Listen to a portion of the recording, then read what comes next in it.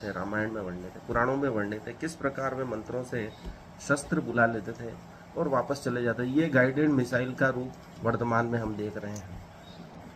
लेकिन सिर्फ बातें करने से कुछ नहीं होगा। उनमें जो सूत्र रूप में बातें कही गई हैं वह सोचना ही बहुत दुष्कर कार्य था। लेकिन वर्तमान में हमारे पास सुविधा है, इतना आधुनिक विज्ञान हमारे पास है और आज शुभ घड़ी वह आ गई है कि हम प्राचीन ज्ञान को वर्तमान ज्ञान से जोड़ने में सक्षम होते जा रहे हैं।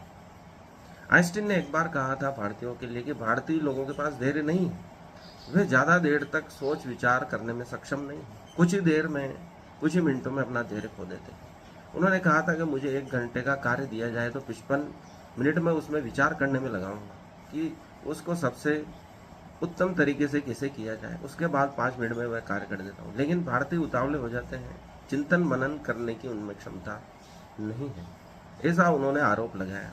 लेकिन यह सत्य नहीं है। हमारी पूरी चिंतन व्यवस्था ही चिंतन मनन की है, स्वाध्याय की है। लेकिन हम उस परंपरा को भूलते जा रहे हैं क्योंकि हम पाश्चात्य शैली की ओर देख रहे हैं। जो भी हमारा प्राचीन है हम उसको हे दृष्टि से देख रहे हैं। लेकिन हम किसी भी चीज को चाहे है कहें या उत्तम कहें, उसके लिए अध्ययन की आवश्यकता है, उसे समझने की आवश्यकता है। यदि हम उसे पूरा पढ़ेंगे, चाहे हमारे शास्त्र हो या दूसरे धर्मों के शास्त्र, उनको जब तक हम पूरा अध्ययन नहीं करेंगे, उनमें क्या बातें लिखी गई, उनका क्या मर्म है, तब तक हम सत्य तक पहुंच नहीं सकते। इसलिए आज तो AI चैट GPT का युग है, उसमें हम किसी भी शास्त्र का, वेदों का, पुराणों का, अन्य धर्मों का हम सार निकाल सकते हैं। जिस बात को हम समझना चाहते हैं उस ग्रंथ का सार, उस तथ्य का, उस पैराग्राफ का महत्व समझने में हमें कुछ समय नहीं लग सकता। इसलिए अध्ययन की भी कोई समस्या नहीं, बस आवश्यकता है हमें उन चीज़ों को समय देने की जो हमारे लिए आवश्यक है। इसलिए महान संत ने अभी कहा है कि हमें यदि अपने धर्म की रक्षा करनी है तो अभी तो जिस चीज़ पर हम बात करते हैं उसी का ही कोई ज्ञान नहीं होता।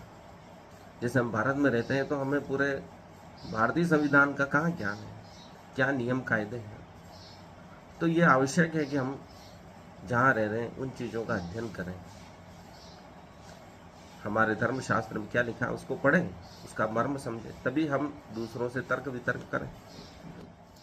इसलिए प्राचीन काल में शास्त्रार्थ की परंपरा थी ताकि हम जो भी उपलब्ध ज्ञान है उसका अध्ययन कर शास्त्रार्थ कर और नए